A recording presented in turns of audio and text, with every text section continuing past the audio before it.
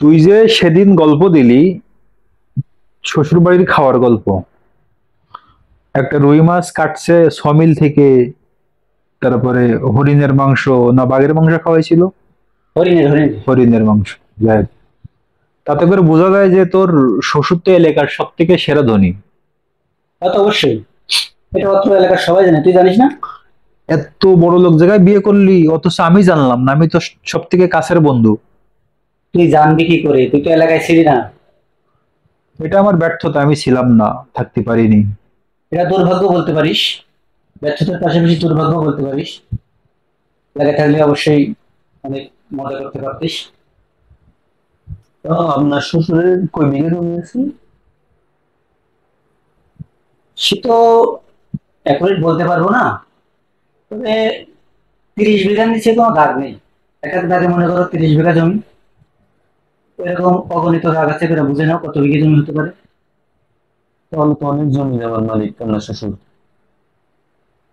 শুধু ট্রাক্টর রাখা, জমি চাষ করে যে ট্রাক্টর, 1 বিঘা জমি শুধু ট্রাক্টর রাখার জায়গা, এবার বুঝে নাও কত বিঘা হতে পারে।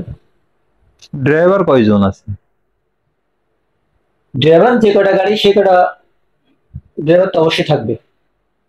আমার একটু দায়িত্ব দেয় ড্রাইভার করার, মানে চান্স হয় কিনা ড্রাইভারি করার। তুই কি গাড়ি চালাতে পারিস? শিখে নিবানে। অবশ্যই চেষ্টা করবো আমি। এ তো জমির কথা শুনলে, আর গাছ, বাগানে এত বড় বড় গাছ, একটা একটা গাছ মনে করো 8-10 জনে বেড় পাওয়াই কষ্ট, এত বড় বড় গাছ। না দেখলে বিশ্বাস করবে না তুমি। আপনার শালি আছে ভাই? দুর্ভাগ্য তোমার, আরো কিছুদিন আগে যদি যোগাযোগ করতে।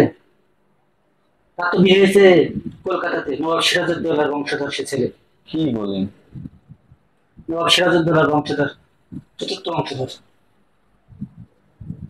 আহা, তাহলে তো আমার খবরটাই খারাপ। পরে জন্মে যদি আবার পেতে পারো। আর কোনো শালী নেই আশেপাশে? শালী তো আরো আছে, কিন্তু সেই ধরনের সুন্দরী শালী তো আপাতত নেই। আমার সুন্দরের দরকার নাই, আপনি তোমার এই বংশ লাগবে তাই তো? তাই। বুদ্ধিমান ছেলে, আপনি বিয়ে করার সময় সবসময় বংশ খুঁজবে, বংশ। আপনি একটু দেখেন। তো তোর ওই শালীর বিয়ে কবে? সে শালীর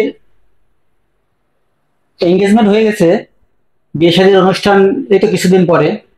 ইনভাইট করবো, তোদের সবাই ইনভাইট করবো। আমরা কি যাইতে পারবো? আশা আশা করতে পারি যাইতে পারবো? অবশ্যই, আনলিমিটেড দাওয়াত না সেখানে। দেখা যাচ্ছে গোপনে হয়ে গেল বিয়ে। অত্র এলাকায় প্রত্যেকটি বাড়ি বাড়ি প্রত্যেকেরই দাওয়াত আছে।